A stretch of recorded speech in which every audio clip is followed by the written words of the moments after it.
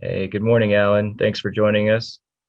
Good morning, Nick, and uh, great to be here. Please introduce yourself to everybody, your full Okay, name. my name's Alan Perot. I was a falconer for Arab political leaders for 20 years, and then I spent another 10 years in former Soviet territories doing conservation work and catching falcon smugglers. Excellent. So,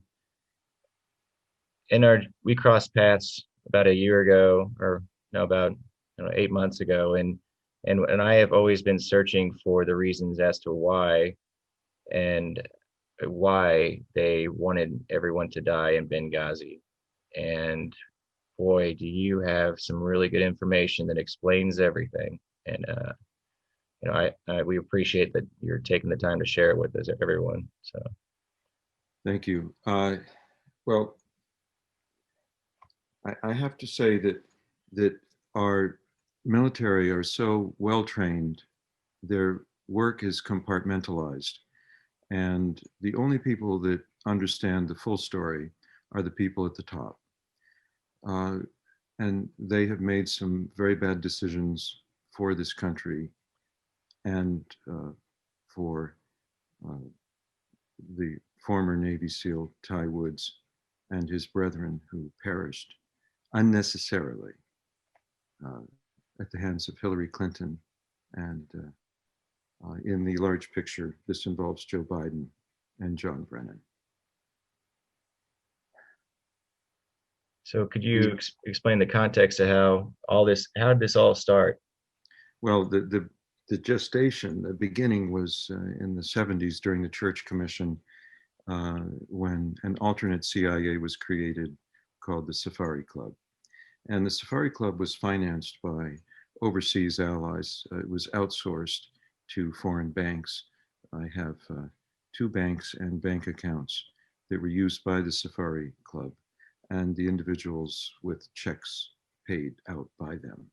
Osama bin Laden was one of the recipients of funding from this alternate CIA that was subverting the oversight control of the successor to the Church Commission, and that is the Senate Intelligence Committee. Uh, uh, 1 week before bin Laden was killed, I was called down to the Senate Intelligence Committee to give statements and evidence. And I have quite a few tape recordings and of senior members uh, who were aware of bin Laden's house arrest in Iran for 10 years following Tora Bora. This was arranged by John Brennan. This is why Gary Berntsen was not allowed to kill um, Osama bin Laden in Tora Bora when he was only a few hundred yards away, because the plans had been made and set in stone by John Brennan to extradite bin Laden from Tora Bora to Iran, where he remained under house arrest for 10 years with more than 100 Al Qaeda leaders and their families. So what you're saying is that there was no need for us to invade Afghanistan under the pretext of getting Al Qaeda if the US government knew and was actually protecting his life in Iran. Is that correct? Well, I have to say, it was rogue elements of the U.S. government controlled by John Brennan, Richard Clarke, uh, uh, Vice President Biden, quite a few people. There's a long list of people. They started with good intentions. The Safari Club was begun to fight the expansion of the USSR, but it turned into a very distorted operation over the years. And Osama bin Laden was the figurehead manifestation of this alternate CIA. And so they had to protect him in their bad judgment. And you see, one lie leads to another. Our parents always taught us this. And so when my team, we planned a program to go in and get bin Laden in Iran. we were going to catch him when he was falconry hunting, because I spent 20 years living with Arab political leaders, training their falcons and going out in these camps, hunting with them. And then I noticed there were terrorists coming into these camps, and the Royal Falconry camps are Al Qaeda's boardroom. This is where these bad guys come. There are no passport or border controls. And so we were going to go in and get bin Laden, but unfortunately, within minutes of ascending to the office of the CIA director, Leon Panetta's first act in office was to cancel the Rigor program, RIGOR, a covert CIA program to catch and kill Osama bin Laden in Iran. This was 6 months after Barack Obama was sworn in as president, and Leon Panetta threw a tantrum and canceled Rigor. This was reported by Goldman and Apuzzo, and slightly mischaracterized in the press as targeting Al Qaeda leaders all over the world, but it was focused only on Iran and bin Laden. And so when we were first ignored and then obstructed and then threatened by 8 CIA officials and warned off going into Iran to get bin Laden, we had passports, visas, everything was ready. The Revolutionary Guards were going to be our bodyguards while we were out doing bona fide scientific research as a cover for catching bin Laden alive for delivery to a tri-state area. When we were shut down by Leon Panetta and others, I began negotiating directly with Iran 6 scenario analyses for the transfer of bin Laden alive and well to coalition forces, and to have him put in a neutral zone. And Iran is on tape agreeing to this. It was all done. It took 3 years to develop this. I had meetings in the Iranian mission at the United Nations. Ambassador Mohammad Kazai organized everything. Bakhsarai was the handler. There were several handlers. Everything was ready. And then I went to Governor Bill Richardson, New Mexico Governor Bill Richardson, on December 2nd and 3rd of 2010. He agreed to be the US envoy to receive bin Laden for a transfer to coalition custody. And it turned out that bin Laden had already been moved to Abbottabad, Pakistan in August of 2010. And so— Why was he transferred there? He was transferred there because in the 6 scenario analyses that I discussed with Iran, by harboring Osama bin Laden and 100 al-Qaeda leaders, this represents an act of war against the United States. Their nuclear facilities could be bombed and their economy obliterated. So the time moves backwards instead of forwards. And the Iranians didn't want to risk exposing their complicity with John Brennan and others to harbor. You see, John Brennan and Clinton and Biden outsourced the imprisonment of al-Qaeda leaders to Iran. We think of outsourcing as being a commercial activity. They outsourced our military responsibilities to an untrustworthy adversary, Iran. And they did that to save Iran from retaliation for harboring terrorists. And so Iran had no choice in their estimation but to accept the offer of Clinton in lieu of over my offer, which was transferred to a neutral zone, because that would have endangered their economy and their nuclear program. And so Clinton, forgive me, I want to ask you about this. So Clinton actually knew about this, right? She knew that they were willing to just hand him over to us. Tapes, registered letters, everything to Clinton. So she knew that they were ready, Iran was ready to give us bin Laden with no real struggle. And absolutely. So she decided to have him moved to Pakistan for a trophy kill. They moved him to Abbottabad in August of 2010. And that's our first overhead viewings of bin Laden walking in the garden. Everybody said he was crippled, but he walked down 3 flights of stairs to walk in a garden to advertise his presence, okay? It was an advertisement. Then the gas line was put on the third floor of the Abbottabad complex in August because his wives had to stay sequestered away from the other men.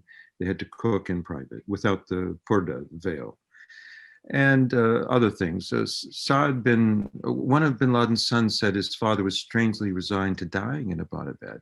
So he was held there in a gilded cage, awaiting his trophy kill. He was moved from Mashhad, Iran, into Abbottabad airport, and then moved to this prison complex, the Abbottabad compound. It was not there to protect him. It was there to keep him there, awaiting his appointment with destiny. But the Iranians turned it into a fateful result because they pulled bin Laden out at the last minute, at the 11th hour, after an Iranian agent, a double agent, a Pakistan ISI officer who worked for Iran covertly, provided the DNA evidence to the CIA station chief.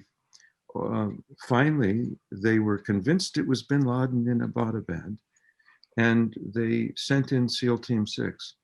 And Musharraf said he didn't know about the SEAL Team 6 coming in, but they had to let down the radar long enough for the helicopters to come in. And they only told Obama about the SEAL Team 6 kill mission after the radar was put back up and SEAL Team 6 could not go back into Afghanistan. It was then a one-way trip that could not be canceled. You see, we have a witness who witnessed Hillary and Panetta threatening Obama that if he didn't greenlight the bin Laden kill mission, they would expose him in the press and he would never survive politically. And he actually was reluctant to authorize the kill mission. That's why they pulled him off the golf course only after the mission could not be canceled. And so the agent provocateurs, the engineers of all of this were John Brennan, Hillary Clinton, Joe Biden. And when they went in there, trusting the Iranians had bin Laden there waiting for them, SEAL Team 6, your son. He was retired at that time. Actually. Yes, but the SEAL Team 6, they killed Osama bin Laden's double. How do we know that? One of the wives went running towards them before he shot him and said, "Don't shoot, he's a double." I don't know the language she used. And then if you read Cy Hirsch's book, he explains that they threw the body parts over the Hindu Kush mountains. They didn't even save them like they saved the sons of Saddam Hussein in a refrigerated tent, well preserved and with makeup, just to prove that the Wicked Witch was dead. They saved the sons of Saddam Hussein, but they did not save the corpse of Osama bin Laden because it was his double, and it could not handle the scrutiny of DNA testing on the ship. Okay, so the SEAL team, they knew that it was thrown out of the helicopter. They learned that it was not bin Laden, and so they threw the body parts over the Hindu Kush mountains. And John Brennan said that the people on the ship were told to keep quiet about the burial at sea, but they all say that they never were told to keep quiet because there was no burial at sea. John Brennan took the lead and made the fake media announcements. He lied to the press when he explained this Muslim burial at sea. It's actually haram. It's forbidden to bury a Muslim at sea unless the body's going to endanger the lives of the crew with disease risk. You know, you can't, because you see in the ocean, the feet, it'll rotate around and the feet will face Mecca. It's haram. You must bury on land with the face facing Mecca. So Brennan, who's a Muslim, you'd think he'd know not to lie about something so obvious. He said it was a Muslim burial at sea. Nonsense. And so this big lie that you see, Biden, Hillary, and Clinton worked this agreement with Iran. They trusted Iran to move bin Laden to Pakistan. He did. He was there. But then they trusted Iran to keep him there. They moved him out back to Iran. And then the communication from Iran to Obama was, hey, we got your neck in a noose. Give us all this money, $152 billion, $2 billion on airplane pallet was paid out for the secrets I wish to reveal now and to the president under the terms of misprision and treason. That is to say, this is a secret.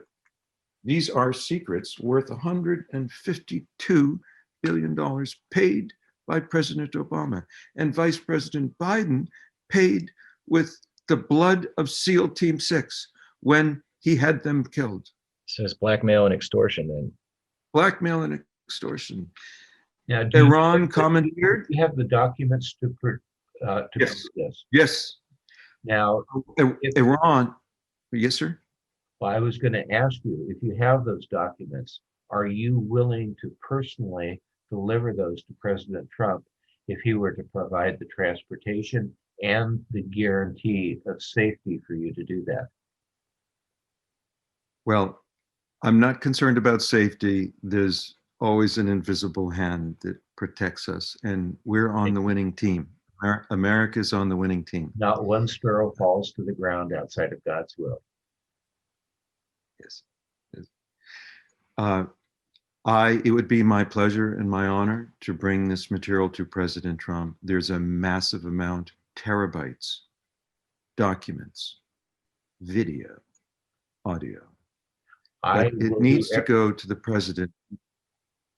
I will do everything that I can to get this video in his hands. It's my only wish. Alan, I've got a question for you. So that means that SEAL Team 6 was shot down on purpose after the trophy kill to ensure that no dead man can tell no tales. You were correct. So that President Obama paid bribery of $152 million. Vice President Biden paid with the blood of SEAL Team 6. He spent their blood like currency. Well, I've got to share something with you. Actually, Charles does. Charles, tell him about the Army Ranger that you talked to that was in the city where they were shot down. Okay. We lived in Hawaii, and for about a month afterwards, I was in shock. And my wife and I, we went walking on the beach. And in the back of my vehicle, I have a bumper sticker about Ty. And this gentleman came up to me, and he was an Army Ranger that had been injured, and he was recuperating in Hawaii. And he said, "How do you know Chief Petty Officer Woods?" And I says, "Well, I'm his dad." And he says, "Well, I worked with your son." And we became very close. It was part of my healing process, actually, getting to know him. He started coming to our church. His girlfriend started surfing with my daughters, and they ended up getting married. And one of the things that he told me, he says, "I was on the Ranger team that was in that village where SEAL Team 6 was killed." The story was by the Biden-Obama administration that there was this team that was under attack in this village. We're going to die if you don't get someone here really quick. And so they loaded SEAL Team 6 on this slow, vintage Huey helicopter the size of a school bus and slowly got them to the village. Now, they did not request help. They'd been in that village numerous times before. In fact, if someone came, it would actually endanger them. The story was not true. And then usually when a helicopter comes in, it goes zoom right down to the ground, opens up, all the troops go out in seconds, and then boom, the helicopter goes straight up. Well, this was a sitting target, okay, the size of a school bus. It hovered in the air over that village, just waiting to be shot down. And the people hot roped. I've never heard the word hot rope before. That means they each individually lowers down while it was a sitting target. And then apparently it was shot down by one of those weapons that Hillary Clinton illegally sent to Benghazi to give to a terrorist organization the US government used to get rid of our ally who was fighting terrorism. That's Gaddafi. One of the And then that weapon ended up over in Afghanistan. They were Stinger missiles. Thousands upon thousands of them went missing. And Mark Turi was told that he had a small arms covert weapons program going. So that way none of that was ever given to someone, because they could shoot down jetliners just flying by if they wanted to. A child could do it, and a 12-year-old could do it. So these Stinger missiles went through Benghazi and then were given to the people who shot down SEAL Team 6. That was a setup. They were covering their tracks there. And then when they found the serial number on one of the missiles, it is traced back to the CIA from Qatar, from that weapons cache of Stinger missiles. That's why they had to then cover their tracks after people found out that the missiles were from Qatar, and then they could trace back where they came from Hillary through Benghazi. That's why Stevens was back there, to recover those missiles and cover up the evidence. Well, that's at least what he was told. I assume that part of the plan for her was to eliminate everyone there at the Benghazi compound as well. It's just so wicked. It's hard. It's just so unimaginably evil what these people do. Dead men don't talk.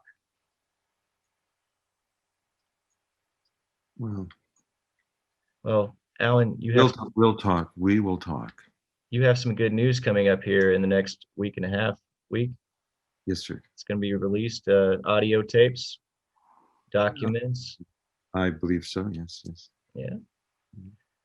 I'm looking forward to hearing about it and seeing everybody connect the dots, because it's pretty plain to see the people involved, and it's all connected to another crime spree.